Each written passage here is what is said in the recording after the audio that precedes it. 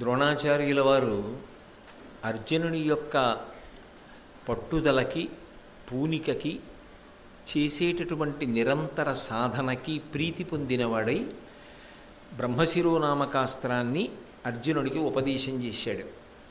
ఎప్పుడైతే బ్రహ్మశిరోనామకాస్త్రం కూడా ఉపదేశం చేశాడో ఇంచుమించుగా అర్జునుడు ద్రోణాచార్యుల వారితో సమాన స్థాయిని పొందాడు విద్యలో. ఇప్పుడు ద్రోణుడు అర్జునుడిని ప్రత్యేకంగా గురుదక్షిణ అడిగాడు. నాకు ఈ దక్షిణ నువ్వు ఇవ్వవలసి ఉంటుంది అని. ఏ దక్షిణ అడిగారు అంటే, ఆయన నా యుద్ధంబు చేయునప్పుడు నాతో ఎన్నడూ ప్రతియుద్ధంబు చేయుకుండుము, ఇది నాకు గురుదక్షిణ అనినా అర్జునుండు వల్లే అని ఆచార్యునకు నమస్కరించి దాని కొడంబడియే. నేను యుద్ధం చేసేటప్పుడు నువ్వు ఎప్పుడూ కూడా నాతో ప్రతియుద్ధం చెయ్యకూడదు. అంటే నేను యుద్ధం చేస్తున్నప్పుడు నువ్వు నాతో యుద్ధానికి రాకూడదు.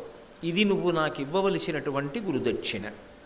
అయితే ఇలా అడగచ్చా ద్రోణాచార్యుల వారి శిష్యుణ్ణి?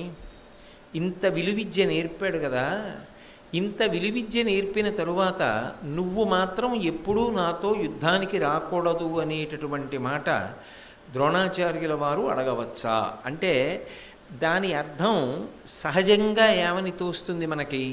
ఒకవేళ ద్రోణాచార్యుల వారు అర్జునుడి మీద బాణాలు వేసినప్పటికీ కూడా అర్జునుడు తిరిగి బాణప్రయోగం చెయ్యకూడదు ద్రోణాచార్యుల వారి మీద. అది మొదటి నిబంధన. రెండు, తనంత తానుగా అర్జునుడు ద్రోణుడి మీదకి యుద్ధానికి వెళ్ళకూడదు. ఇప్పుడు సాధారణంగా లోకంలో యుద్ధం అనేటటువంటిది సంభవిస్తే అది గురువు కానివ్వండి, ఇంకొకరు కానివ్వండి, ప్రతిపక్షంలో ఉన్నప్పుడు యుద్ధం చెయ్యకుండా ఉండడం ఎలా సంభవిస్తుంది? కురుక్షేత్ర యుద్ధమే వచ్చింది, లేదా ఆ ఉత్తర గోగ్రహణం వచ్చింది. అటువంటి సమయాల్లో దుర్యోధనుడి పనుపన ద్రోణాచార్యుల వారు నిలబడి ఉన్నప్పుడు అర్జునుడు ద్రోణుడితో యుద్ధం చెయ్యకుండా నిగ్రహించుకోవడం అసలు ఎలా సాధ్యం అవుతుంది? పైగా నీవు నాతో యుద్ధం చెయ్యకూడదు అనేటటువంటి మాట యొక్క అర్థం ఎప్పుడూ ద్రోణుడితో అర్జునుడు తలపడకూడదు అన్నదే నిజమైతే అది గురువుకి శిష్యుడికి కూడా చాలా పెద్ద అపవాదు తీసుకొస్తుంది. అది గురు శిష్య సంబంధానికి ఒక కళంకాన్ని తీసుకొస్తుంది. ఎందుచేత అంటే ఇంత గొప్ప విద్య నేర్పినటువంటి గురువు శిష్యుడు నేర్చుకున్నటువంటి విద్య వలన భయపడుతున్నాడు అని అర్థమవుతోంది. ఇన్ని అస్త్రాలు నేను అర్జునుడికి ఇచ్చాను, ఇప్పుడు అర్జునుడే ఒకవేళ నాతో యుద్ధానికి వస్తే ఆయన యొక్క విలువిద్యా పాటవం ముందు నేను నిలబడగలనో నిలబడలేను. అప్పుడు అర్జునుడు నన్ను దునుమాడవచ్చు, ఆయనతో సమానంగా నేను యుద్ధం చెయ్యలేకపోవచ్చు. అందుకే ఇంత స్థితికి అర్జునుడిని తీసుకొచ్చిన తరువాత అసలు అర్జునుడు నాతో యుద్ధం చెయ్యకూడదు అని గురుదక్షిణ పుచ్చుకుంటే ఇక అసలు అర్జునుడు నాతో యుద్ధానికి రాడు అన్న భావన ద్రోణాచార్యుల వారికి ఉందనుకోండి, అది గురు పదవికి కళంకం వచ్చిందా లేదా? అది గురువుగారు అటువంటి మాట అడగనూకూడదు, అర్జునుడు ఇవ్వనూకూడదు. ఎందుకని అంటే దుర్యోధనుడి పనుపున ద్రోణాచార్యుల వారు నిలబడి యుద్ధం చేస్తున్నప్పుడు అర్జునుడు ద్రోణుడితో యుద్ధం చెయ్యడానికి సిద్ధపడకపోతే అధర్మం నెగ్గుతుందా, ధర్మం నెగ్గుతుందా? అధర్మం నెగ్గుతుంది. అయినప్పుడు నేను యుద్ధం చెయ్యను అని అర్జునుడు అనకూడదు, నువ్వు యుద్ధం చెయ్యకుండా ఉండాలి అని ద్రోణుడు అడగనూకూడదు. ఒకవేళ అడిగితే గురువు దోషాన్ని తీసుకొచ్చినట్టు తను ఉన్న పదవికి, అలా మాటిస్తే శిష్యుడు దోషాన్ని తీసుకొచ్చినట్లు. ఎందుకని అంటే ధర్మం కోసం నిలబడవలసి వచ్చినప్పుడు గురువైనా సరే యుద్ధం చెయ్యవలసి, గురువుతోనైనా యుద్ధం చెయ్యవలసిందే. అయితే మీకు ఇక్కడ ఒక ధర్మమీమాంస వచ్చే అవకాశం ఉంటుంది. బహుశా ద్రోణుడు ఒక అందుకు అడిగి ఉండవచ్చండి, ద్రోణాచార్యుల వారు బ్రాహ్మణుడు కదా, బ్రాహ్మణుడితో యుద్ధం చేస్తే అర్జునుడు, ఒకవేళ అర్జునుడు ద్రోణుడిని చంపితే బ్రహ్మవధ కావట్లేదా? గురువుని వధించినట్లుగా పాపం రావట్లేదా? గురువధా పాపము, బ్రహ్మహత్యా దోషము శిష్యుణ్ణి చుట్టుకుంటాయన్న ఉద్దేశ్యంతో నువ్వెప్పుడూ నాతో యుద్ధం చెయ్యవద్దు అని ద్రోణాచార్యుల వారు అన్నారు అని సిద్ధాంతం చేసే ప్రయత్నం చేశామనుకోండి, సర్వధర్మములు చెప్పగలిగినటువంటి మహాపురుషులు మహాభారతంలో ఇద్దరు కనపడతారు. ధర్మరాజు గారిని పక్కన పెట్టేస్తే ధర్మరాజు ఎన్నడూ ధర్మాన్ని తప్పడు. ధర్మరాజు కాకుండా లోకమునకు హితం చెప్పాలి అంటే ఇద్దరు. ఒకరు వేదవ్యాసుడు, రెండవవాడు భీష్మాచార్యుడు. అసలు నిజానికి శాంతి పర్వం భీష్మాచార్యుల వారు చెప్పినటువంటి మాటలతో కూడుకుని ఉంటుంది. ఇప్పటికీ కూడా లోకంలో పెద్దలు ఒక నమ్మకమైన మాట చెప్తారు. ఎంత అశాంతిలో కొట్టాడుతున్నవాడైనా సరే శాంతి పర్వాన్ని కానీ చదివితే, శాంతి పర్వాన్ని కానీ తల మీద పెట్టుకున్న, శాంతి పర్వం మీద 2 పువ్వులు వేసి నమస్కారం చేసిన మనసులో శాంతి పొటమరిస్తుంది అంటారు. శాంతి పర్వం అంత శక్తివంతం. అసలు రామాయణం చదివితే ముందు సుందరకాండ చదివి బాలకాండ చదవాలి. మళ్ళీ బాలకాండ, అయోధ్యకాండ, అరణ్యకాండ, కిష్కింధకాండ, సుందరకాండ, యుద్ధకాండ చదువుతారు. అంటే మన ప్రమేయం లేకుండానే రామాయణం చదివేటప్పుడు సుందరకాండ పారాయణ అయి 2 మాటలు చదవబడుతుంది. అలాగే మహాభారతం చదివితే మొట్టమొదట శాంతి పర్వం చదువుతారు. శాంతి పర్వం చదవకుండా మహాభారతాన్ని చెప్పరు. మహాభారతం చదువుకోవాలి అంటే ముందు శాంతి పర్వం చదివి తర్వాత ఆది పర్వం దగ్గర నుంచి చదవాలి. మళ్ళీ శాంతి పర్వాన్ని కూడా చదవాలి. ఎందుకు చదవాలి అంటే శాంతి పర్వం శాంతికి పర్యాయ పదం. ఆ శాంతి పర్వంలో భీష్ముడు మాట్లాడాడు అంపశయ్య మీద పడుకుని. లోకానికి కావలసిన సమస్త ధర్మములను అందించినది ఏది అంటే శాంతి పర్వం. ఆ శాంతి పర్వంలో వ్యాసుడు అందించాడు, భీష్ముడు అందించాడు. ఇప్పుడు మనకి ఏ ధర్మ సంశయం కలుగుతుందో దాని విషయంలో భీష్మాచార్యుల వారు మాట్లాడారు, వేదవ్యాసుడు మాట్లాడాడు, శాంతి పర్వంలోనే మాట్లాడారు దీని గురించి. నేను మీ సౌలభ్యం కోసం దాన్ని ఉటంకిస్తాను. అందులో భీష్మాచార్యుల వారు ధర్మరాజు గారితో మాట్లాడుతూ అంపశయ్య మీద పడుకుని ధర్మాలు చెప్తూ ఒక మాట చెప్తాడు. శాంతుడుగాకని నాయుధవంతుడై కవియు విప్రు వేదాంతినైన హింసించుట ఎంతయు ధర్మంబు శృతులు ఇట్లని చెప్పున్. ఒక బ్రాహ్మణుడు వేదాంగములు చదువుకున్నవాడు, బ్రహ్మజ్ఞానాన్ని తెలుసుకున్నవాడు, గొప్ప విద్వాంసుడైనప్పటికీ కూడా శాంతుడుగాకని ఆయుధవంతుడై కవియు విప్రు వేదాంతినైనా, ఆయుధాన్ని పట్టుకుని ఆ బ్రాహ్మణుడు యుద్ధరంగంలోకి ప్రవేశించి యుద్ధం చెయ్యడానికి వచ్చి మీద పడుతుంటే అటువంటి వాణ్ణి చంపేస్తే దాని వలన ఏ పాపము రాదు. ఆయన వేదాంతి కానివ్వండి, మహాజ్ఞాని కానివ్వండి, బ్రాహ్మణుడు కానివ్వండి, ఎన్ని చదువుకున్నవాడు కానివ్వండి, ఆయన ఆయుధాన్ని పట్టుకుని యుద్ధానికి వెళ్ళకూడదు. అది ఎవరు చెప్తున్న ధర్మం? భీష్ముడు చెప్పినటువంటి ధర్మం. ధర్మరాజు గారికి అంపశయ్య మీద పడుకుని శాంతి పర్వంలో భీష్ముడు ఏం చెప్పాడో అవన్నీ కూడా పరమసత్యములుగా ఇప్పటికీ పెద్దలు జీవితంలో అనుష్ఠాన పర్యంతంలోకి తెచ్చుకుంటారు. అంత గౌరవాన్ని ఇస్తారు. భీష్మాచార్యుల వారి గురించి చెప్పినప్పుడు శాంతి పర్వం వస్తుంది, అప్పుడు మీరు విందురు. కానీ అందులో మరి భీష్ముడు ఈ మాట చెప్తున్నాడు. ఎంత శాంతుడు కాకుండా, ఎంత వేదాంతి అయినా, ఎంత విద్వాంసుడైనా, ఎంత గొప్ప బ్రాహ్మణుడైనా ఆయుధాన్ని పట్టుకుని యుద్ధానికి వస్తే చంపేసేయచ్చు అని చెప్తున్నాడు. అలాగే వేదవ్యాసుడు ధర్మరాజుతో మాట్లాడాడు శాంతిపర్వంలో. మాట్లాడినప్పుడు ఇదే విషయాన్ని గురించి, అలా యుద్ధానికి వస్తే గురువుగారైనా సరే, ఆయుధం పట్టుకుని యుద్ధానికి వచ్చినప్పుడు వేదాంతి అయినా సరే, బ్రహ్మజ్ఞానం ఇరుగున్నవాడైనా సరే చంపవచ్చా చంపకూడదా అంటే కృష్ణుడు కూడా దీని మీద తీర్పు చెప్పాడు ధర్మరాజు గారితో. వేదవ్యాసుడు కూడా తీర్పు చెప్పాడు. చెప్తూ వ్యాస భగవానుడు అన్నాడు, దురముగ గైదువు కొని తన బొరిగొన నేతించునట్టి పురుషుని వేదాంత రహస్య వేది అయినను బొరిగొనినను కిల్బిషంబు వందదు వచ్చా. అవతలవాడు ఎంత గొప్ప వేదాంత రహస్య వేది కానివ్వండి, అంటే ఎన్ని వేదాంత రహస్యములను తెలుసుకున్నవాడు కానివ్వండి, ఎంత గొప్ప జ్ఞానమును పొందినవాడు కానివ్వండి, ఎంత గొప్ప విద్వాంసుడు కానివ్వండి, ఎంత గొప్ప బ్రాహ్మణుడు కానివ్వండి, ఆయన ఆయుధాన్ని పట్టుకుని యుద్ధభూమిలోకి ప్రవేశించి అవతల వాళ్ళని చంపడానికి వచ్చేస్తే, అటువంటి వాణ్ణి మట్టు పెట్టేస్తే, చంపేస్తే, అంటే యుద్ధం చేసి చంపేస్తే అటువంటి వాడు ఎవడు చంపాడో వాడు కిల్బిషంబు వందదు వచ్చా, అటువంటి వాడికి పాపము లేదు అని వేదవ్యాసుని తీర్పు, అని అవతల భీష్మాచార్యుల వారి తీర్పు. అంటే ఇవి రెండు పరమసత్యములు. ఎందుకని ఏదైనా ఒక విషయాన్ని చెప్పాలి అంటే వేదమును ప్రమాణం చేసి చెప్తారు, అప్పుడు అది పరమధర్మమని గుర్తు.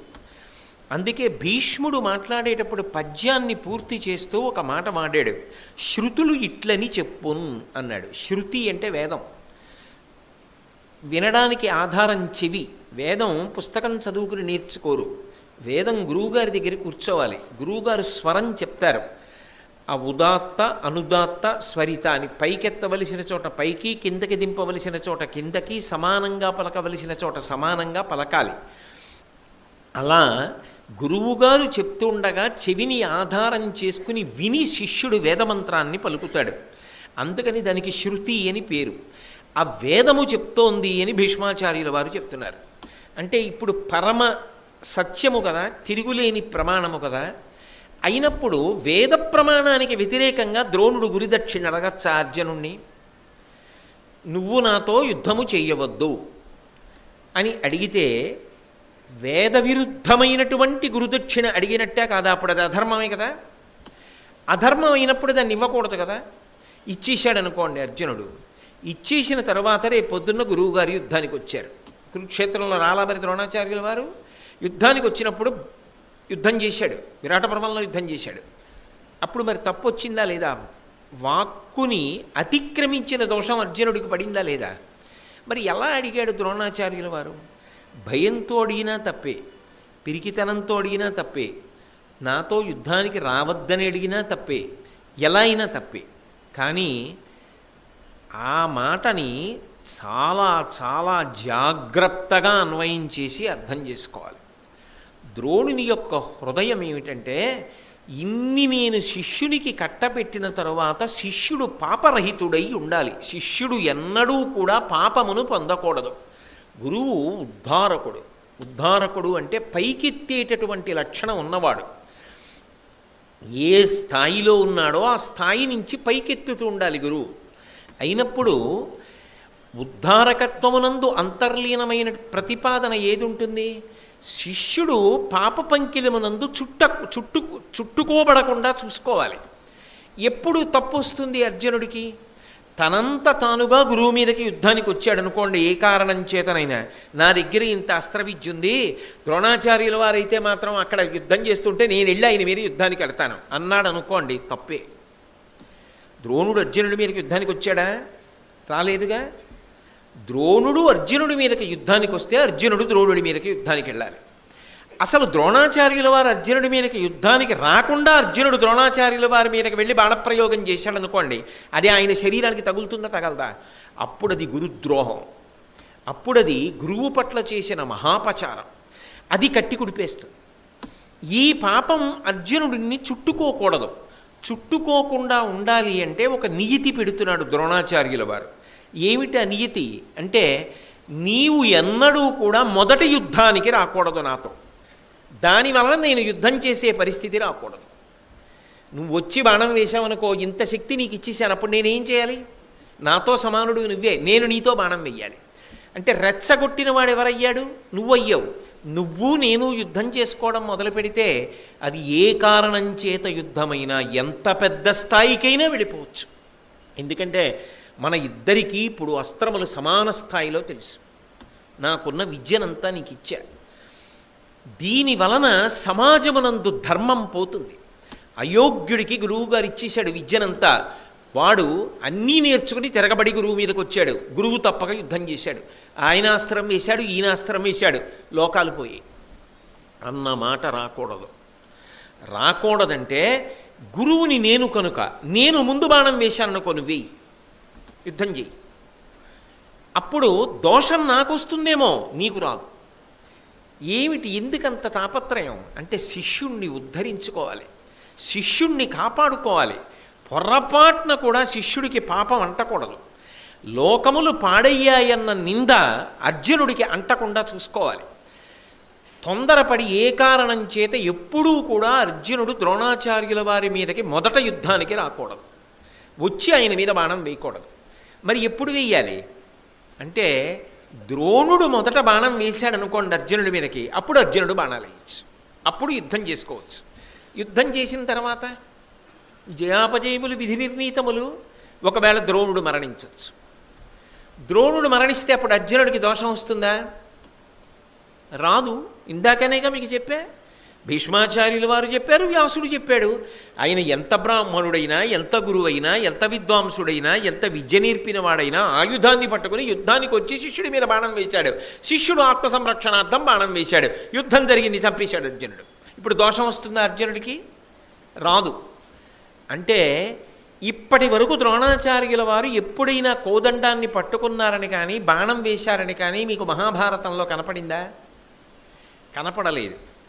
అంటే అన్యథా చెప్పకుండా ద్రోణుడు ఒక మాట చెప్తున్నాడు. ఏమని? నా అవతార పరిసమాప్తికి గుర్తు ఏమి? నేను కోదండాన్ని పట్టుకుని యుద్ధరంగంలోకి రావడమే. నేను ధనస్సు పట్టుకుని యుద్ధానికి వచ్చాను.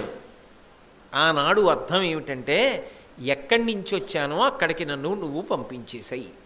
నా అవతార పరిసమాప్తి నీ చేతిలోనే ఉంటుంది. ఎందుకంటే నన్ను అడ్డగలిగిన వాడు ఉండడు, నన్ను చంపగలిగిన వాడు ఉండడు.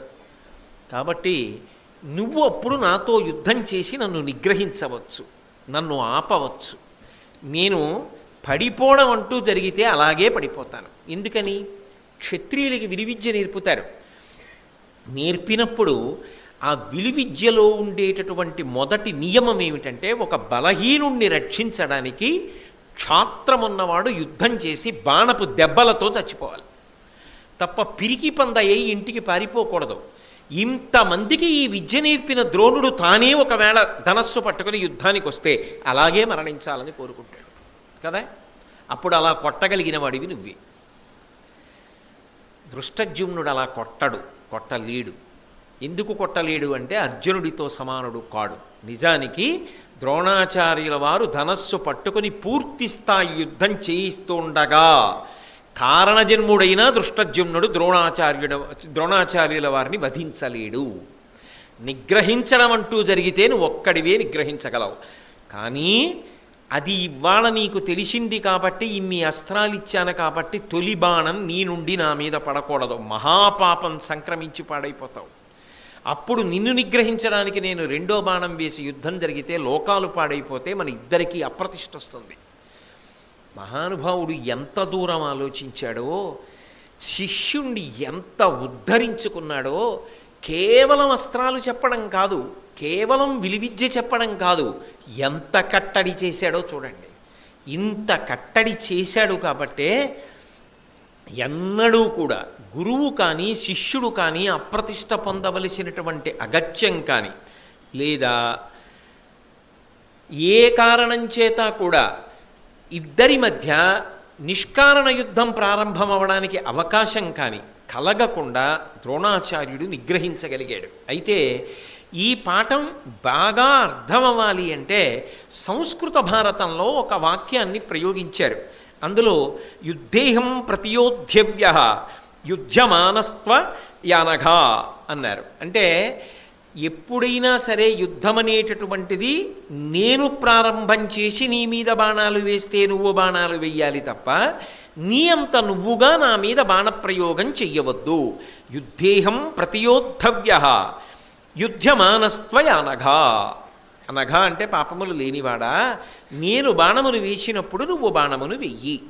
అందుకని ఇంత విశాల హృదయంతో ఆయన పిరికివాడై కాదు, గురు శిష్య సంబంధం కీర్తి ప్రతిష్టలతో వర్ధిల్లాలని, శిష్యుడు పాప పంకిలంలో చిక్కుకోకుండా ఉండాలని అర్జునుడి దగ్గర ప్రత్యేకమైనటువంటి గురుదక్షిణ రూపంలో ఈ మాట పుచ్చుకున్నాడు.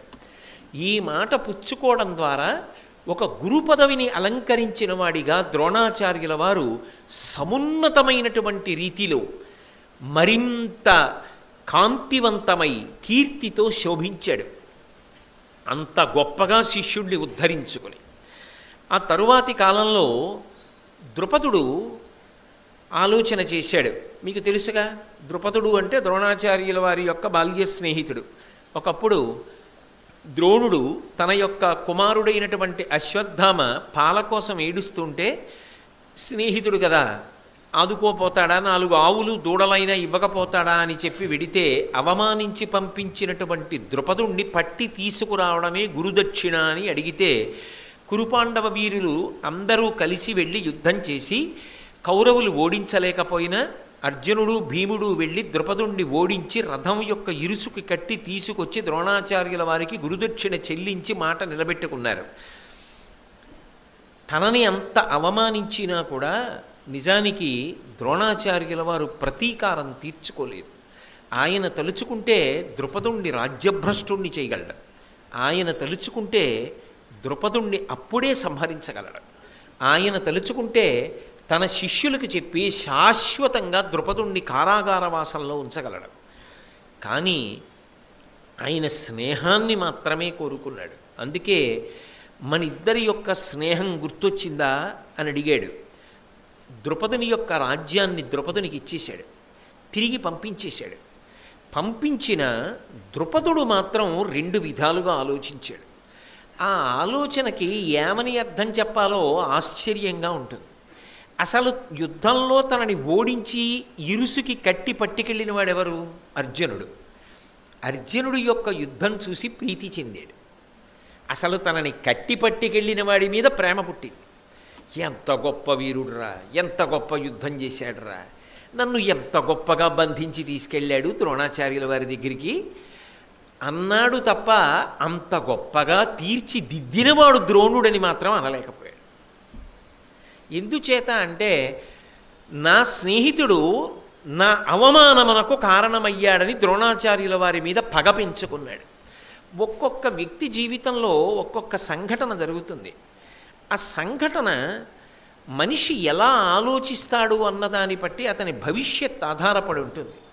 ద్రుపదుడు బహుశः ఆ సమయంలో ఇంకొకలా ఆలోచించి నేను ఎంత తప్పు చేశాను ద్రోణుడు నా దగ్గరికి వచ్చినప్పుడు, కానీ నా స్నేహితుడు ద్రోణుడు నన్ను అలా చేయలేదే, అంత గొప్ప శిష్యుల్ని తయారు చేసి నన్ను బంధించి తీసుకెళ్ళాడే, అయినా వదిలిపెట్టేశాడే, ఇక పైన ద్రోణుడితో శాశ్వత స్నేహాన్ని నిలుపుతాను అని అనుకుని ఉంటే బహుశः మహాభారతం ఎటువైపుకి తిరిగి ఉండేదో. కానీ నేను మీతో ద్రోణాచార్యుల వారి జీవితం గురించి ప్రారంభం చేసినప్పుడే ప్రసంగం ఒక మాట చెప్పా.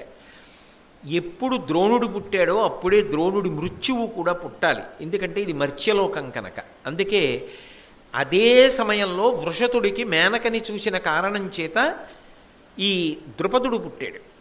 అక్కడ భరద్వాజుడికి ద్రోణుడు పుట్టాడు.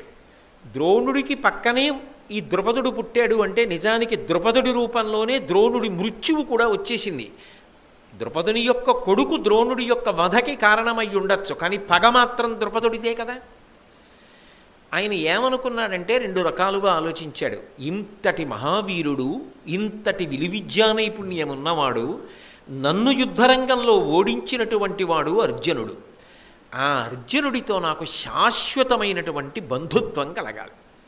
బహుశः అర్జునుడి యొక్క బంధుత్వం భవిష్యత్తులో తనకి గొప్ప రక్షణనిస్తుందనుకున్నాడు. ఆయన యొక్క యుద్ధ విద్యని చూసి చాలా ముచ్చట పడిపోయి ఆయనతో బంధుత్వం కలుపుకోవాలనుకున్నాడు. కానీ ఆయన ఏం ఆలోచించాడంటే అర్జునుడికే భార్య కావలసినటువంటి కుమార్తెని నేను కనాలి. అక్కడ వరకు బాగానే ఉంది, ఏదో మంచిగా ఆలోచించాడు, అందులో తప్పు పట్టడానికి లేదు.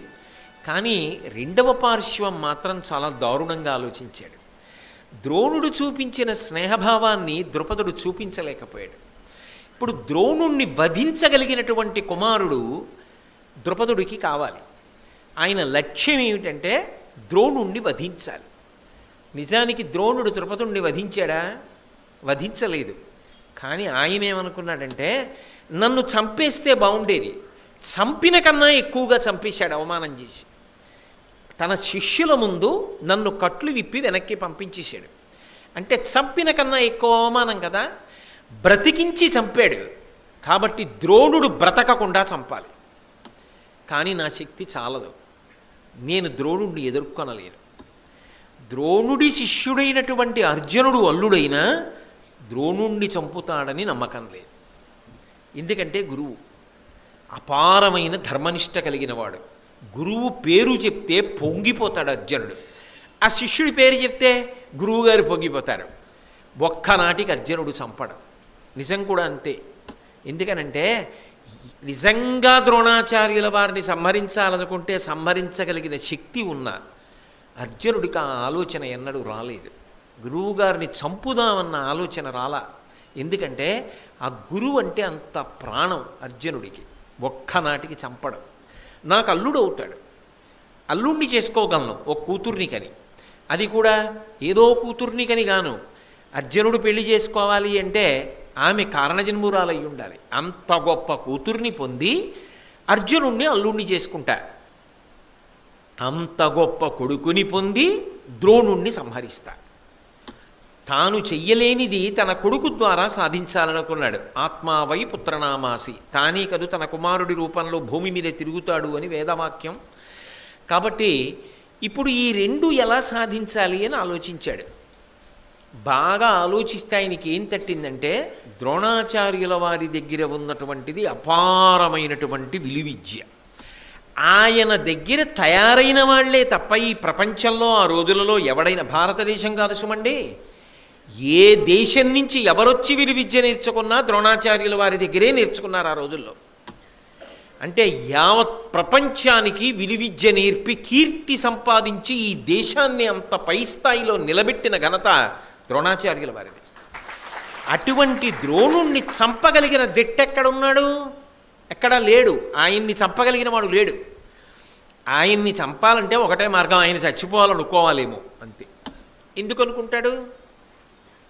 కాబట్టి ద్రోణుణ్ణి చంపగలిగిన వాడంటే వాడు కారణజన్ముడై ఉండాలి. వాడు లౌకికంగా జన్మించిన వాడు ఎవ్వరూ కూడా ద్రోణుడి దగ్గర విద్య నేర్చుకుని ద్రోణుణ్ణే చంపాలి అంటే అంత గొప్ప పటుత్వం ఉన్నవాడు ఎప్పటికి పుడతాడు. పుట్టినవాడు అంత గొప్పవాడు అవుతాడని ఎక్కడ నమ్మకం? అందుకని వాడు కారణజన్ముడు కావాలి అంటే నాకు కూడా బ్రాహ్మణ సహాయము కావాలి. ఇది కేవల క్షాత్రము వలనో కొడుకుని కూతుర్ని ఖండం వల్ల జరిగేది కాదు. ఇందులో బ్రాహ్మణ సహాయం అవసరం. కాబట్టి నేను రాజ్యాన్ని రాజ్య పరిపాలనని పక్కన పెట్టి మంత్రులకు అప్పగించి బ్రాహ్మణ సేవ చేస్తూ వెడతా. అటువంటి మహావీరుడైనటువంటి కొడుకుని, అంత గొప్ప కూతుర్ని నాకు బిడ్డలుగా పొందగలిగినటువంటి అవకాశాన్ని, అధికారాన్ని యజ్ఞం చేసి కట్టబెట్టగలిగినటువంటి మహాపురుషులు ఎక్కడున్నారో వెతుక్కుంటారు అని బయలుదేరాడు. బయలుదేరి భారతదేశం అంతటా తిరుగుతున్నాడు. ప్రత్యేకించి నదీ తీరాలలో కుటీరాలు వేసుకుని ఉంటారు. వానప్రస్థాశ్రమము అని. గృహస్థాశ్రమం తర్వాత వానప్రస్థాశ్రమం స్వీకరించి కేవలం భార్యతోటి తపస్సు చేస్తూ ఉంటారు, ఇంద్రియములను నిగ్రహించి. మహాతేజోమూర్తులు, గొప్ప గొప్ప విద్యలను అభ్యసించిన వాళ్ళు ఎక్కడున్నారు వాళ్ళ ద్వారా చేయించాలి ఆ యజ్ఞం. కాబట్టి ఇప్పుడు వాళ్ళని వెతుక్కుంటూ తిరుగుతున్నాడు. తిరగగా తిరగగా తిరగగా తిరగగా ఆయనకి ఒక చోట అనేక దేశాలు తిరగగా గంగా నదీ తీరంలో వానప్రస్థ ఆశ్రమంలో ఉన్నటువంటి కాశ్యప గోత్రానికి సంబంధించినటువంటి యాజీ, ఉపయాజీ అనబడేటటువంటి అన్నదమ్ములు దర్శనమయ్యారు. ఎవరినో విచారణ చేశాడు, వీళ్ళిద్దరిలో ఎవరు సమర్థుడు అని అడిగాడు. మరి బ్రహ్మస్థానంలో కూర్చుని యజ్ఞం చేయించాలిగా, అందులో నైపుణ్యం చూడండి. పెద్దవాడు కదా అని చట్టుక్కునేం తొందరపడలేదు. పెద్దవాడైతే మాత్రం చిన్నవాడు గొప్పవాడు కాకూడదని ఎక్కడుంది? అందుకని వీళ్ళిద్దరిలో ఎవరు బాగా సమర్థత కలిగిన వాడు, అంత గొప్ప యజ్ఞం చేయించాలంటే ఇద్దరు కారణజన్ములు సృజింపబడేటట్టుగా చెయ్యాలంటే మాటలా. కాబట్టి ఎవరు చేయిస్తారని అడిగారు. అడిగితే ఎవరో అన్నారు, తమ్ముడు గొప్ప సమర్థుడు, అన్నగారి కన్నా కూడా తమ్ముడే గొప్ప తపశ్శక్తి ఉన్నవాడు, ఆయన చేయించగలడు అన్నారు. ఈయన ఉపయాజి దగ్గరికి వెళ్ళాడు.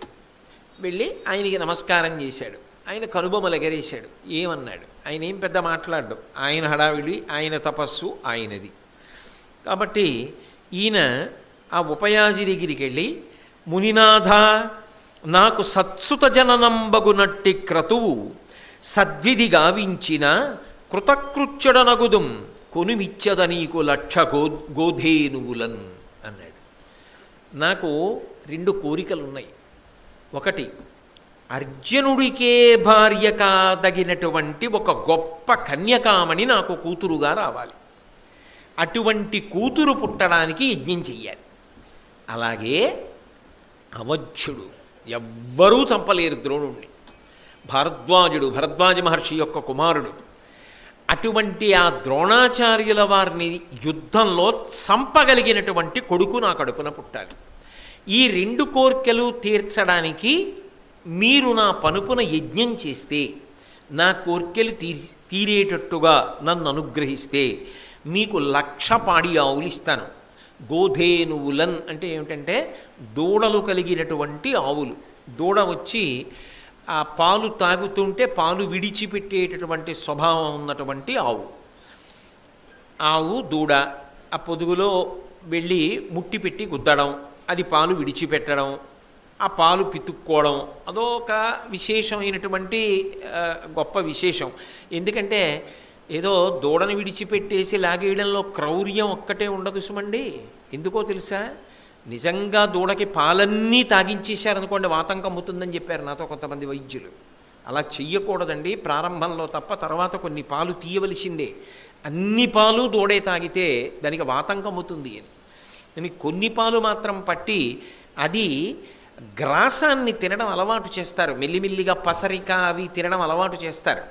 కాబట్టి అందులో ఏదో హింసో, ఆ పాలు పాలు మనమే పిండేసుకోవాలనేటటువంటి క్రౌర్యమో ఉందని సిద్ధాంతాలు చేయకూడదు.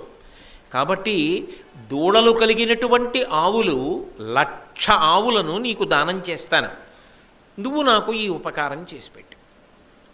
ఏ ఉపకారం? ద్రోణుణ్ణి చంపగలిగిన కొడుకు, అర్జునుడికి భార్య కాగలిగిన కూతురు, ఆ యజ్ఞ ఫలితంగా నాకు కలగాలి. ఆయన ఒక క్షణం ఆలోచించి ఒక మాట అన్నాడు. నేను ఏ ప్రతిఫలాన్ని ఆశించను. నాకు ఈ ఫలం కావాలన్న కోరిక లేదు. నేను ఎప్పుడూ తపస్సు చేసుకుంటూ ఉంటాను. ఏ కోరిక లేకుండా ఉంటాను. కాబట్టి నువ్వు 1,00,000 పాడి ఆవుల్ని ఇస్తాను అని చెప్పి నాతో అన్నావు. నువ్వు అన్న మాటలకి పొంగిపోయి యజ్ఞాలు చేయించేటటువంటి వర్గానికి చెందినవాడను నేను కాను. కాబట్టి నువ్వు తప్పు తలుపు తట్టావు. నువ్వేదో పాడి ఆవుల్ని ఇస్తానంటే నేను పొంగిపోయి తప్పకుండా వచ్చి నీకు యజ్ఞం చేసి పెడతానని నువ్వు అనుకున్నావు. అసలు నేను అటువంటి ఫలసంధి ఉన్నవాడిని కాను. ఆ ఫలాన్ని కోరుకునేవాడిని కాదు. అందుకని అలా ఎవరైనా ఫలాన్ని కోరుకుని చేయించేవాళ్ళు ఉన్నారేమో, అటువంటి వాళ్ళని వెతుక్కో. అంటే ఆయన ఎంత నిస్వార్థంగా ఉంటాడో, ఎంత ప్రతిఫలాపేక్ష లేకుండా ఉంటాడో, ఎంత గొప్ప హృదయం ఉన్నవాడో ఆలోచించండి. అక్కడ తప్పట్టుకున్నాడు. అంటే నిజానికి ఏమని అడగాలి? అయ్యా మీరు అనుగ్రహించి నా కోరిక తీర్చండి అని అడిగితే ఏమనేవాడు? నీకేదో ఇది నేను చేసి పెడతానేమిటి? ఆయనకి ఉపకారం చేయగలిగినవాడా? ఈ మాటకి కోపం వచ్చింది ఉపయాజికి. అందుకని ఆయన అన్నాడు, ఫలాన్ని ఆశించి పనులు చేయడం నాకు అలవాటు లేదు. అలా చేసేవాళ్ళు ఎవరైనా ఉంటే వెళ్ళన్నాడు. అని ద్రుపదుడు తప్పు తెలుసుకున్నాడు. ఈ మాట నేను అనకూడదు. అనకుండా ఆయన అడగవలసింది. అడిగితే ఆయన ప్రసన్నుడైతే చేసి పెట్టేవాడు. ఆ తర్వాత ఆయనకి కావాలంటే ఏమైనా అడిగేవాడేమో. కానీ నేనేమిటి బేరం పెట్టడం? ద్రోణాచార్యుల వారి వధ చెయ్యగలిగిన కొడుకు పుట్టడానికి, అర్జునుడికి భార్య కాగలిగినటువంటి కూతురు పుట్టడానికి ఖరీదుల 1,00,000 ఆవులే దూడలునా?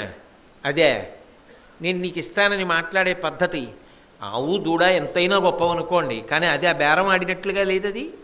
అందుకని దోషాన్ని తెలుసుకున్నాడు. తెలుసుకుని 1 సంవత్సరం పాటు వెళ్లకుండా ఆ ఉపయాజిని సేవిస్తూనే ఉన్నాడు. ఎక్కడికి వెళ్ళాల. అక్కడే ఉండి ఆయన్ని సేవించడం అంటే ఏమిటి?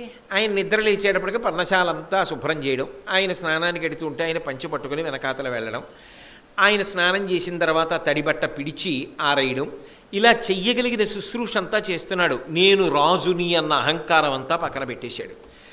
ఇంత వినయంగా ఉన్నవాడి లోపల ఎంత పెద్ద అగ్నిపర్వతం ఉంది.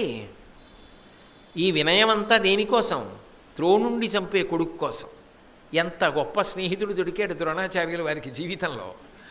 కాబట్టి ఆయన గొప్పతనం, ఆయన ధర్మం ఈయనకి తెలిసి రానిలేదు. ఆయన స్నేహధర్మమే ఈయనకి అర్థం కాల. 1 సంవత్సరం పోయిన తర్వాత ఉపయాజీ అన్నాడు, నువ్వు యజ్ఞం చెయ్యాలి, ఓ కూతురు కొడుకు కావాలి అని అడిగావు కదూ, అది మా అన్నయ్య చేయిస్తాడు, మా అన్నయ్య యాజి ఇక్కడే దగ్గరలో ఉంటాడు అని ఒక అద్భుతమైన మాట చెప్పాడు. అసలు ఆ మాట ఆయన తప్ప ఎవరైనా చెప్పగలరా అనిపిస్తుంది నాకు. ఆయన అన్నాడు, అనగచరితుడు మా ఎన్న వనములోన చనుచునొక్కనాడు ఒక్క పండొనరగాంచి కొనియే శుచియగు శుచియగాదని ఎరుగబడని భూమి తలంబుపై పడినదాని. ఆయన అన్నాడు, మా అన్నయ్య ఉన్నాడే యాజులు, ఆయన చేయిస్తాడు నీకు ఈ యజ్ఞం. ఎందుకు చేయిస్తాడు అంటున్నావేమో, మా అన్నయ్య ఒక రోజున వనప్రాంతంలో వెళ్ళిపోతున్నాడు. వెళ్ళిపోతుంటే ఓ చెట్టు నుంచి కింద పడిపోయిన పండు ఒకటి కనపడింది. మా అన్నయ్య ఇక్కడ పడింది కదా, ఈ భూమి ఎటువంటిది, ఇది పవిత్రమైన ప్రదేశమేనా అపవిత్రమైన ప్రదేశమా, ఏమో అక్కడ ఏదైనా జంతువు మూత్ర విసర్జన చేసి ఉండొచ్చు, లేదా నరుడు మూత్ర విసర్జన చేసి ఉండొచ్చు, ఏదైనా జంతువు మల విసర్జన చేసి ఉండొచ్చు, అది మట్టిలో కలిసి ఉండొచ్చు. పండు పడిందనగానే తీయడమే. అది ఎక్కడ పడింది ఆయన చూడలేదు, ఎక్కడ పడిందో చూడలేదు, పండు దొరికింది తీసేసుకున్నాడు. కాబట్టి ఆయన నీకు చేయిస్తాడన్నాడు. ఎంత గొప్ప మాట అండి నిజంగా. అంటే అది పవిత్రమా అపవిత్రమా, అలా తీసుకోవచ్చా తీసుకోకూడదా, మా అన్నయ్య అయితే ఆలోచించాడు, దొరికింది కాబట్టి తీసేసుకున్నాడు. ఆయన దగ్గరికి వెళ్ళి చెప్పు నీ లెక్కలు చేయిస్తాడన్నాడు. ఏడాది సేవిస్తే ఈ జవాబు చెప్పాడు. ఆయన ఎంత నిర్భయుడో. అది చెప్పేటప్పుడు అన్నయ్యని నింద చేశాడా అంటే నింద చేయలేదు, ఓ జరిగిన సంఘటన చెప్పాడు. జరిగిన సంఘటన చెప్తూ అన్నయ్య మనస్తత్వాన్ని చెప్పాడు. మనస్తత్వాన్ని చెప్పి ఇది లోపల ఉన్న స్వభావం కాబట్టి నీకు యజ్ఞం చేయిస్తాడని చెప్పాడు. చెప్పి ఒక మాట అన్నాడు, ఫలాన్ని కోరుకోవాలి అనుకున్నవాడు ఉంటాడే, అంటే ఏదో ఒక ఫలాన్ని పొందాలనుకున్నవాడు దోషాన్ని చూడడం. అవతల వాడి దగ్గర దోషం ఉందా దోషం లేదా, ఇందులో దోషం ఉందా దోషం లేదా, ఇవేం అక్కర్లేదు, వాడికి అది దొరికిందా లేదా అదొక్కటే చాలు. ఇలా పుచ్చుకుంటే ఏమవుతుంది, వాడికి అక్కర్లా, ఇప్పటికి పుచ్చుకున్నానా లేదా అదొక్కటే. కాబట్టి దోషం గురించి ఆలోచించకుండా ఫలితాన్ని ఒక్కటే ఆలోచిస్తూ ఉంటాడు. 2, ఆయన పంచమహాయజ్ఞములు చేసినటువంటి వాడు. ఇది కితాబ్ ఇచ్చాడు అన్నగారికి. ఆయన ఎప్పుడూ పంచమహాయజ్ఞములను చేస్తూ ఉంటాడు. పైరు కోసేసిన తరువాత, పంట కోసేస్తారు కదా, కోసేసి ఇంటికి తీసుకెళ్ళిపోయిన తరువాత ఆ మడిలో అంటే ఆ పొలంలో జారి పడిపోయినటువంటి కంకులు ఉంటాయి. ఇంటికి తీసుకెడుతున్నప్పుడు జారి పడిపోయిన కంకులు, ఇక రైతు వాటిని తీసుకెళ్ళడం. అలా పడిపోయిన కంకులు, నేల మీద ఉన్న ధాన్యం ఏరుకుని పట్టుకెళ్ళి జీవనం చేస్తూ ఉంటాడు మా అన్నయ్య. కాబట్టి అటువంటి వాడు కాబట్టి తప్పకుండా నీ యొక్క కోరిక తీరుస్తాడు. ఇప్పుడు భిక్ష చేసి తపస్సు చేస్తున్నాడు, ఆ స్థితిలో ఉన్నాడు, ఆయనను ఆశ్రయించు అన్నాడు. ఇక్కడ ఒక్క విషయాన్ని బాగా పట్టుకోవాలి. యజ్ఞము చేయుట అన్నది ఒక మాట, మహాయజ్ఞము చేయుట అన్నది ఒక మాట. శాస్త్రంలో ఎక్కడైనా సరే యజ్ఞం చేయడం అన్నమాటే ఉంటుంది, మహాయజ్ఞం అన్నమాట ఉండదు. కానీ 5 యజ్ఞములకు మాత్రం మహాయజ్ఞములని పిలుస్తూ ఉంటారు. పంచమహాయజ్ఞాలు చేశాడండి అంటారు. నిజానికి యజ్ఞము అన్న మాట ఎక్కడ చెప్పినా సరే అది అగ్ని ప్రధానమై ఉంటుంది. అగ్ని ద్వారా దేవతలకు హవిస్సులు ఇచ్చారనుకోండి, యజ్ఞము హోమము అంటారు. హోమము అంటే అగ్ని ద్వారా హవిస్సు ఇవ్వడం. స్వాహ అన్న మంత్రాన్ని చివర పెట్టి అగ్ని ద్వారా దేవతలకు హవిస్సులు ఇస్తే యజ్ఞం చేశారు అని పిలుస్తారు. అది ఎంత గొప్ప యజ్ఞం అవనివ్వండి, యజ్ఞం అంటారు అంతే. కానీ 5 ఉన్నాయి, వాటిని మహాయజ్ఞములు అంటారు.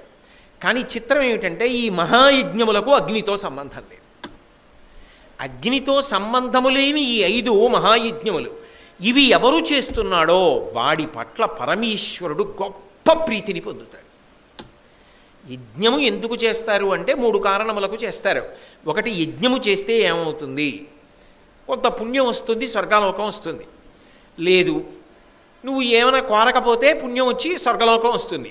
నువ్వు ఏమైనా కోరుకుంటే ఆ కోరిక తీరుతుంది.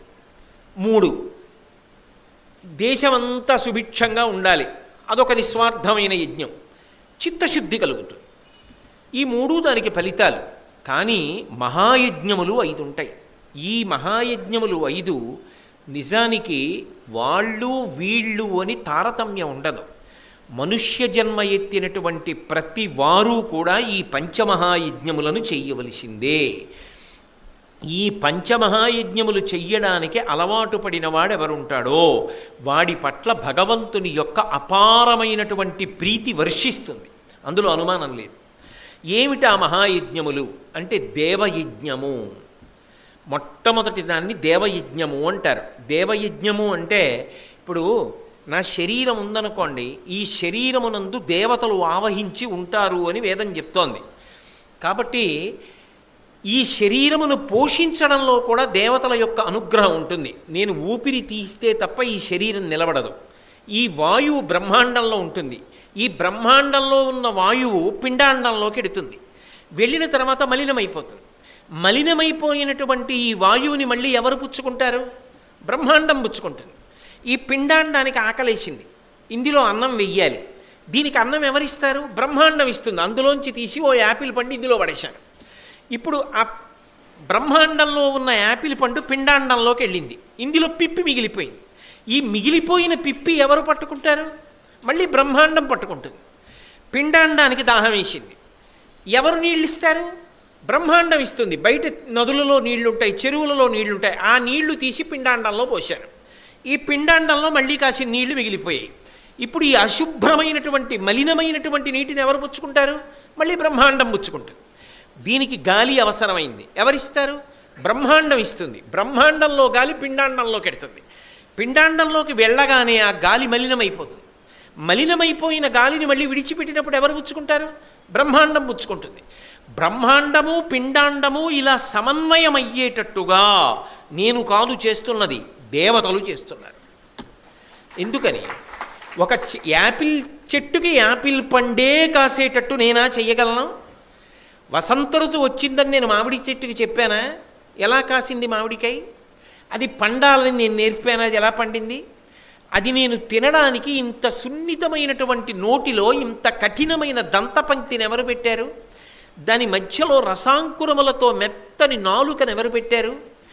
పళ్ళు అంత కటకట నములుతుంటే నాలుక అందులోకి వెళ్లకుండా జాగ్రత్తగా తోస్తుంటే మళ్ళీ కంఠంలోకి జారిపోవడానికి వీలుగా లాలాజనం దవడంలోంచి పుట్టేటట్టుగా ఎవరు చేశారు? అది జారి లోపలికి వెళ్ళిన తర్వాత సూక్ష్మక్రిములు మరణించడానికి రసాయనములు పుట్టి జీర్ణమయ్యేటట్టు ఎవరు చేశారు? జీర్ణమైన తరువాత శక్తినంతటినీ శరీరం పుచ్చుకున్న తర్వాత పిప్పి బయటికి వెళ్ళడానికి ఎవరు ఏర్పాటు చేశారు? ఇదంతా చేసిన వారు ఎవరో ఒకడు ఉండకుండా మాత్రం జరగదు. నేను ఒక ఇంటికి వెళ్ళి ఎవరండి లోపల అన్నాను, ఎవరూ లేరండి అన్నారు. ఎవరూ లేరండి అంటే దాని అర్థం ఏమిటి? ఇంట్లోంచి ఏ పిల్లో చెప్పింది, ఇంట్లో ఎవరూ లేరండి అంటే యజమాని లేడు, యజమానురాలు లేదు, గురు పౌర్ణమికి ఏదో పూజ చేసుకోవడానికి వెళ్ళారు. మరి ఇంట్లో ఎవరున్నారు? పని పిల్ల ఉంది, నీకు నాతో ఏం పని ఉంటుంది? కాబట్టి ఇంట్లో ఎవరూ లేరండి. ఇంట్లో ఎవరూ లేరండి నిజమా? ఉండేనా చెప్తున్నారు ఈ మాట? ఉన్నది ఎవరూ లేరండి అని చెప్తోంది అంటే నీకు కావలసిన వారు లేరు. ఇంట్లో ఉండి ఎవరూ లేరండి అన్నది ఎంత సత్యమో వ్యావహారికంలో, పైకి కనపడకపోయినా ఎవరో ఉంటేనే ఇది జరుగుతోందన్నది అంత సత్యం. కాబట్టి ఆ ఉన్నవాడు కంటికే కనపడాలనుకుంటే ఆ భక్తితో ఉన్నవాడికి కనపడ్డాడు ఒక్కొక్కసారి. వేదాహమేతం పురుషం మహాంతం ఆదిత్యవర్ణం తమసస్తుపారే సర్వాణి రూపాణి విచిత్య ధీరః నామాని కృత్వాపి వదన్యదాస్తే అంది వేదం. కనపడ్డాడు ఒక్కొక్కసారి. అప్పుడే అవతారాలుగా వచ్చాడు. పరిత్రాణాయ సాధూనాం వినాశాయ చ దుష్కృతాం ధర్మ సంస్థాపనార్థాయ సంభవామి యుగే యుగే ఆయనే చెప్పాడు. కాబట్టి ఆ ఉన్నాడనబడుతున్నవాడు ఎవరున్నాడో వాడికి కొంత ప్రీతితో పూజ చేస్తాడు. అయ్యా నువ్వు ఇంత ఉపకారం చేస్తున్నావు, ఇదిగో ప్రీతితో చేస్తున్నారు కనుక, సాత్విక భావనతో ఉన్నారు కనుక కొండంత దేవుడికి కొండంత నైవేద్యం పెడతారా? ఓ చిన్న బెల్లంగడ్డ, ఆయన అన్నీ తయారు చేస్తే మనం ఆయనకి ఏమిస్తాం? ఓ బెల్లంగడ్డ పెట్టి ప్రేమతో అయ్యా పుచ్చుకోండి అంటే చాలరా నేను సంతోషించానంటాడు. అందుకు నైవేద్యం. ఇంకా సంతోషం కలిగితే యజ్ఞం చేసి హవిస్సు దేవతలకు ఇస్తారు మంత్రపురస్సరంగా, దాన్ని దేవయజ్ఞము అంటారు. బ్రహ్మార్పణం బ్రహ్మహవిహి అని కదూ, ఏది తింటున్నా అది ఈశ్వరార్పణమస్తు అనుకుని తినడం. ఈ లోపల ఈశ్వరుడు ఉన్నాడు, వాడికి ఇది చెందుగాక అనుకుని ఒకసారి నోట్లో వేసుకుంటారు, తింటారు. అంటే అలా చెయ్యడాన్ని దేవయజ్ఞం అంటారు. ఇంట్లో పూజ చేసి నైవేద్యం పెట్టండి, తినేటప్పుడు ఇది భగవంతుడి అనుగ్రహం అనుకోండి, యజ్ఞం చేసి దేవతలకి హవిస్సివ్వండి, దాన్ని దేవయజ్ఞము అంటారు. ఇది మహాయజ్ఞము. ఎందుకని? అందులో ఒక గొప్ప లక్షణం ఉంది, కృతజ్ఞత. కృతజ్ఞత అన్న మాట లేదనుకోండి, మనిషికి పశువుకి ఏమిటి తేడా? ఒకసారి ఒక ఉపకారం చేసిన వాడిని గుర్తు పెట్టుకుని స్మరిస్తే కృతజ్ఞత. వాడెవరో నాకు తెలియదు, కానీ నేను రాత్రి నిద్రపోయినప్పుడు వాడు ఊపిరి తీయిస్తున్నాడు. వాడెవరో నాకు తెలియదు, కానీ నేను తిన్నది జీర్ణం చేస్తున్నాడు. వాడెవరో నాకు తెలియదు, కానీ నా లోపల నీళ్ళు అయిపోయాయని నాకు తెలియదు. నీ లోపల నీళ్ళు అయిపోయాయని దాహం రూపంలో నాకు చెప్పాడు. నా లోపల పదార్థం అయిపోయిందని నాకు తెలియదు, ఆకలి రూపంలో మంట పుట్టించి వాడు చెప్పాడు, లోపల పదార్థం అయిపోయింది, నీరసపడిపోతున్నావు, తినమని చెప్పాడు. నేను అదే పనిగా తిరుగుతుంటే బడలిపోయావు, నిద్రపొమ్మని ఆవలింత రూపంలో చెప్పాడు. నేను నాలుక రుచికి వశపడి ఎక్కువ తినేస్తే త్రిడుపు రూపంలో చెప్పాడు, ఇక తినకు కడుపు పట్టదు అన్నాడు. వాడెవరో నాకు ఇన్ని ఉపకారాలు చేస్తున్నాడు. వాడు నాకు కనపడి ఉండి ఉండకపోవచ్చు, కానీ వాడొకడు ఉన్నాడని నేను నమ్ముతున్నాను. కాబట్టి వాడికి నేను ప్రీతితో చేసినటువంటి నైవేద్యం కానీ యజ్ఞం కానీ ఇవి దేవయజ్ఞము అని పిలుస్తారు. అందులో కృతజ్ఞతా లక్షణం ఉన్నది. అది విస్తరించిందనుకోండి, మీకు ఏ చిన్న ఉపకారం చేసిన వాళ్ళనైనా సరే మీరు ప్రేమతో చూడకుండా ఉండలేరు. అప్పుడు ప్రేమ భావన మిగులుతుంది మనుషుల మధ్య. ఆ ప్రేమ భావన ఏం చేస్తుంది? శాంతికి కారణమవుతుంది. అందుకే అది మహాయజ్ఞములలో మొదటిది. అందుకే దేవయజ్ఞము, రెండవది పితృయజ్ఞము. ఇవాళ ఈ శరీరం ఉండబట్టి కదూ నేను భారతం చెప్తున్నాను, ఈ శరీరం ఉండబట్టి కదూ భారతం చదువుకుంటున్నాను, ఈ శరీరం ఉండబట్టి కదూ దేవాలయంలోకి వచ్చాను. ఈ శరీరం ఉండడానికి కారణం ఎవరు? నా తల్లి తండ్రి.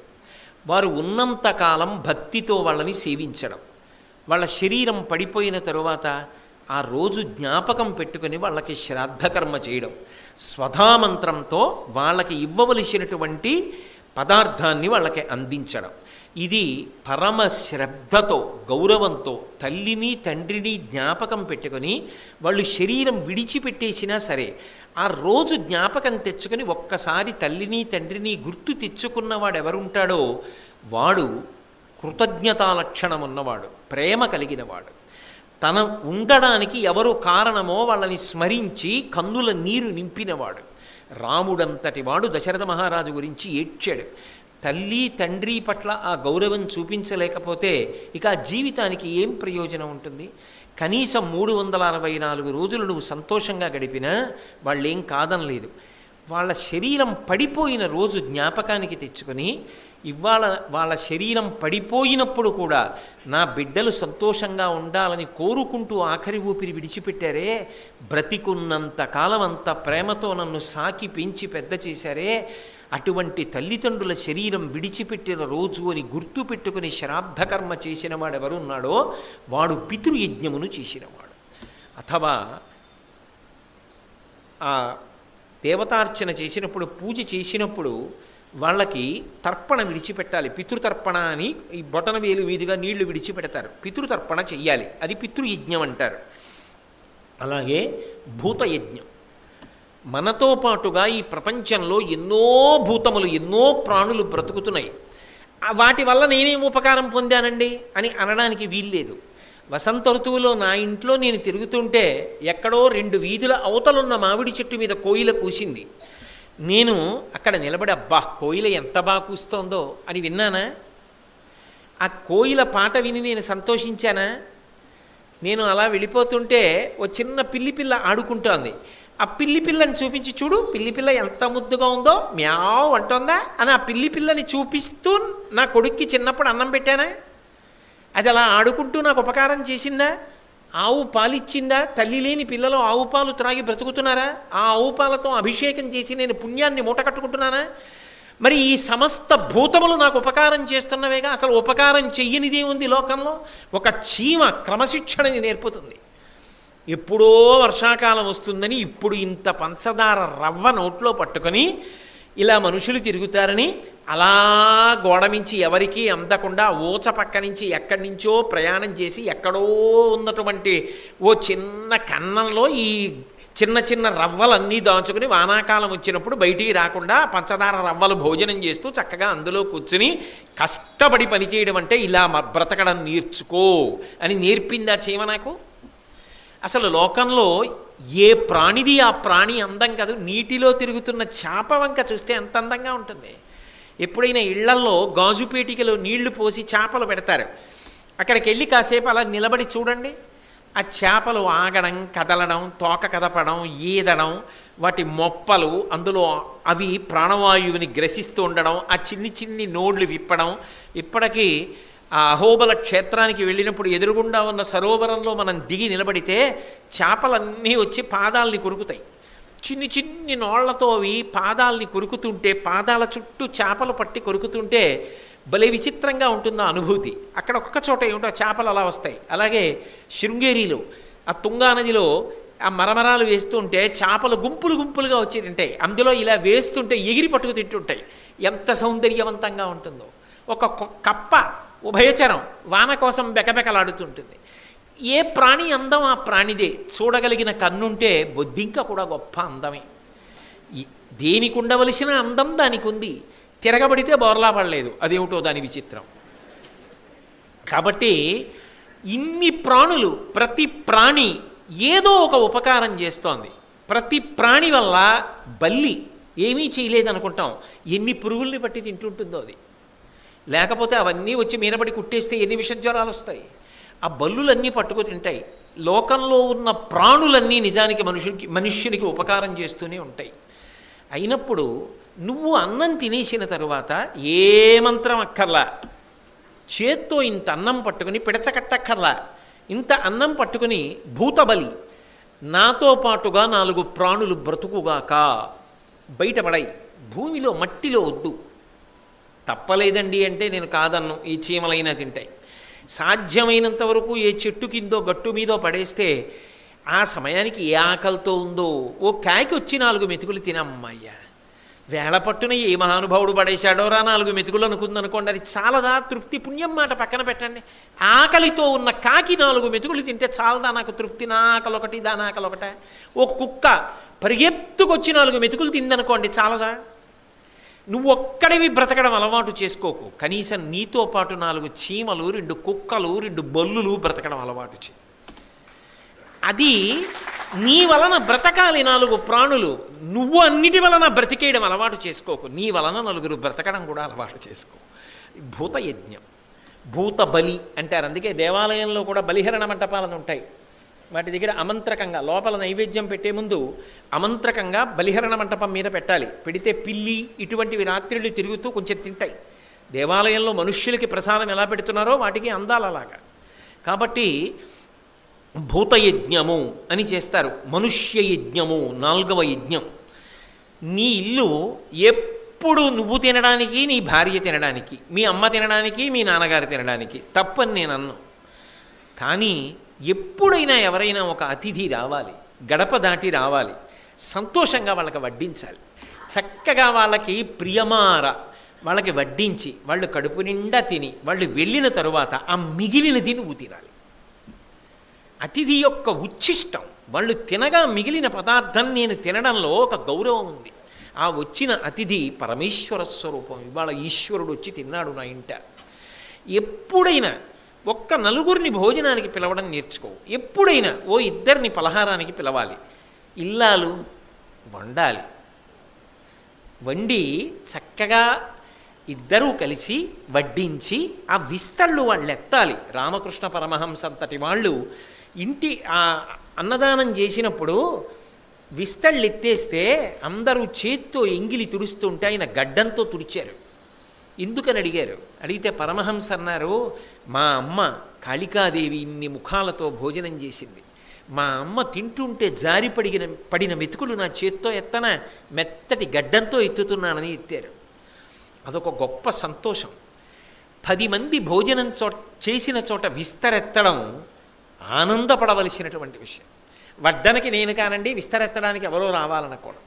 సంతోషంగా విస్తరెత్తగలగాలి. నిజంగానండి ఈ జాతి గర్వపడదగ్గ విషయాలు కదండి. మహాత్మా గాంధీ గారి జీవిత చరిత్ర చదివితే కళ్ళమ్మ నీళ్ళు వస్తాయి. బాబు రాజేంద్ర ప్రసాద్ భారత రాష్ట్రపతి పదవిని అలంకరించిన వ్యక్తి. ఆశ్రమానికి వెడితే గాంధీ గారి దగ్గరికి నన్ను ఏ సేవ చేయమంటారని అడిగారు. కుష్ఠరోగుల పాయిఖానా తుడవండి అన్నారు. పరమ సంతోషంగా తుడిచాడు రాజేంద్ర ప్రసాద్ గారు.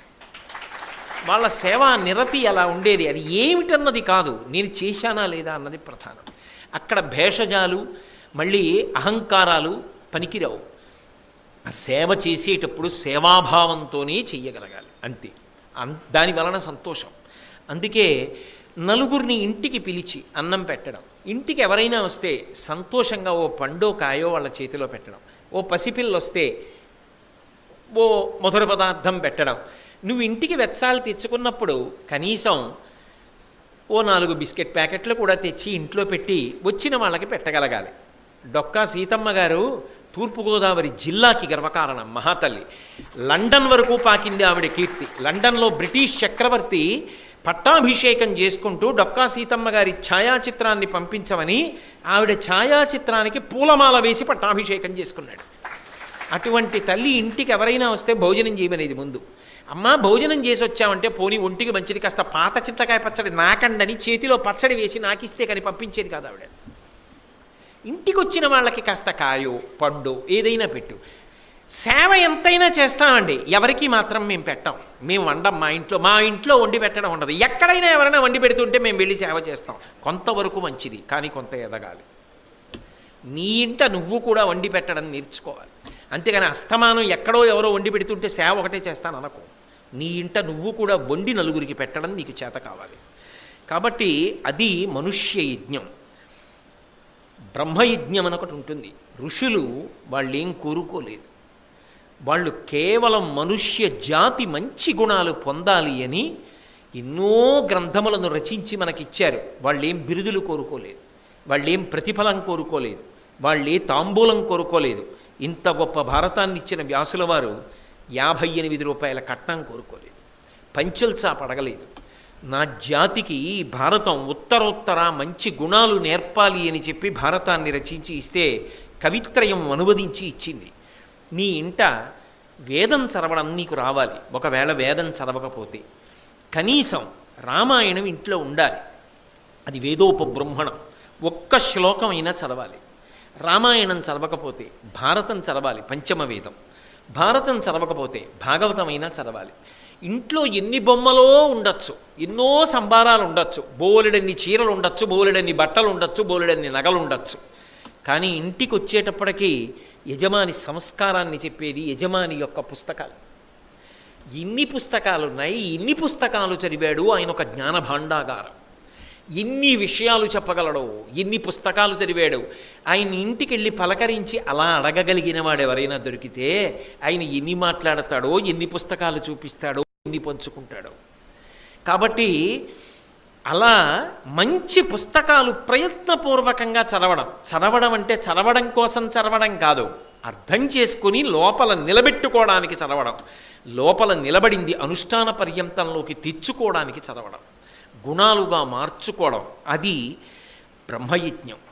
ఈ 5 యజ్ఞములు చెయ్యడానికి మంత్రములు లేవు సుమా. ఈ 5 యజ్ఞములు చెయ్యడానికి మనుష్యుడవై మనుష్యత్వం ఉంటే చాలు. దానికి స్త్రీ పురుష పండిత పామర కుల మత వర్ణ వర్గ ధనిక పేద విచక్షణ లేనే లేదు. మనిషిగా పుట్టిన ఎవరైనా ఈ 5 యజ్ఞములు చేయవచ్చు. నిజానికి ఈ 5 యజ్ఞములు ఎవరు నిరంతరం చేస్తున్నారో వాళ్ళ పట్ల పరమేశ్వరుడు గొప్ప ప్రీతి పొందుతాడు. అందుకే వీటిని పంచమహాయజ్ఞములు అని పిలుస్తారు. గొప్పగా చెప్పుకున్నాడు ఉపయాజి. మా అన్న యాజులున్నాడే, ఆయన ఈ 5 మహాయజ్ఞములను చేస్తూ ఉంటాడు. ఆయన భిక్షాన్నాన్ని స్వీకరిస్తున్నాడు. ఇప్పుడు వెళ్ళు, ఆయన్ని కలుసుకో. ఆయన నీ కోరిక తీరుస్తాడు. ద్రుపదుడా, ఆయన చేయించగలడు యజ్ఞం. ఎందుకు యజ్ఞం? మళ్ళీ వెనక్కి రండి. అర్జునుడికి భార్య కాగలిగినటువంటి కుమార్తె, ద్రోణుణ్ణి సంహరించగలిగిన కొడుకు, వాళ్ళిద్దరూ కావాలి అంటే యజ్ఞం చెయ్యాలి. యజ్ఞము ద్వారా రావాలి. ఆ యజ్ఞము చేయించగలిగినటువంటి ఘనుడు సమర్థుడు ఆ యాజులు. కాబట్టి మా అన్నయ్య దగ్గరికి వెళ్ళు. ఇప్పుడు ఉపయాజి చెప్పాడు కాబట్టి మళ్ళీ గబగబా యాజుల దగ్గరికి వెళ్ళాడు. వెళ్ళి ఆయన దగ్గర నిలబడి మళ్ళీ ఇదే మాట అడిగాడు. మునినాథ, నాకు సత్సుత జననం బగునట్టి క్రతువు సద్విధిగా వించిన కృతకృత్యుడనగుదుం కొనిమిచ్చద నీకు లక్ష గోధేనువులన్. అన్నయ్య అయితే ఒప్పుకుంటాడని చెప్పాడుగా తమ్ముడు, అందుకు చెప్పాడు నీకు 1,00,000 పాడియావులు ఇస్తా, దూడలతో ఉన్న ఆవులు. నాకు యజ్ఞం చేయించు, నాకు అందులోంచి కొడుకు కూతురు రావాలి, దాని ప్రయోజనం అది. అందుకని నాకు అలా చేయిస్తావా? అలా చేయించడం ఎందుకు అంటే భరతవంశాచార్యుడు భరద్వాజుండు నాకపాయము చేసెన్ ఘోరాజి అతని నోర్చు నపార పరాక్రమ సుపుత్రు బడయగవలయున్. నాకు భరతవంశాచార్యుడు, భరతవంశానికి అంతటికీ కూడా విలువిద్య నేర్పినటువంటి ఆచార్యుడున్నాడే ఆ ద్రోణుడు, ఆయన భరద్వాజుండు, భరద్వాజుని యొక్క కుమారుడు నాకు అపాయము చేశాను, నాకు కీడు చేశాడు. కీడు చేశాడా? ఆయనకు అసలు కీడు చేసే ఉద్దేశం ఉందా? పాపం స్నేహితుడు బుద్ధి మరల్చుకో, మన ఇద్దరం ఎప్పట్లా స్నేహంగానే ఉందామని విడిచిపుచ్చాడు. కాదుట అవమానం చేశాట. నేను చెప్పే కదా, ఒక్కొక్క సంఘటనని సక్రమంగా తీసుకోగలిగితే మనిషి బాగుపడతాడు. ఒక్కొక్క సంఘటనని తీసుకోవలసిన రీతిలో తీసుకోలేదనుకోండి, వాడు బాగుపడలేడు. వాడి దృష్టికోణం అంతే, అలాగే అర్థమవుతుంది వాడికి.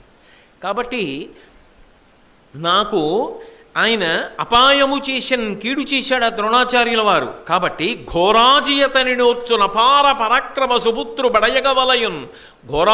ఘోరాజీ అంటే ఘోరమైనటువంటి యుద్ధంలో ఆ ద్రోణుణ్ణి సంహరించగలిగినటువంటి కుమారుడు నాకు కావాలి. అటువంటి కొడుకు పుట్టాలి. అర్జునుడికి భార్య కాగలిగిన కూతురు కావాలి. అటువంటి యజ్ఞం చెయ్యాలి అని మళ్ళీ చిన్న అనుమానం. ద్రోణుడంటే ఏమనుకుంటున్నావో సామాన్యుడు కాడు. ఆయన షడరత్ని ధనుర్ధరుడు, ఎయ్యడ అజితుడు కాన వాని హీనుంగా చేయుడు నాకు చతుర్వర్గము వడయుటయని వృషత సుతుడు ప్రార్థించె మునిన్. ఆ ద్రోణాచార్యుడున్నాడే 6 మూరల ధనస్సు పట్టుకుంటాడు. అంత పెద్ద ధనస్సు పట్టుకుని ఉంటాడు. ఆయన ఓడిపోవడం అన్న మాట లేదు. ఆయన ఓడడు, ఎన్నడూ ఓటమి లేనివాడు, 6 మూరల ధనస్సుని పట్టుకున్నటువంటి వాడు. అటువంటి వాణ్ణి చంపగలిగినటువంటి కొడుకు నాకు కానీ పుట్టాడనుకో, నాకు చతుర్విధ పురుషార్థములు దక్కేసినట్టే.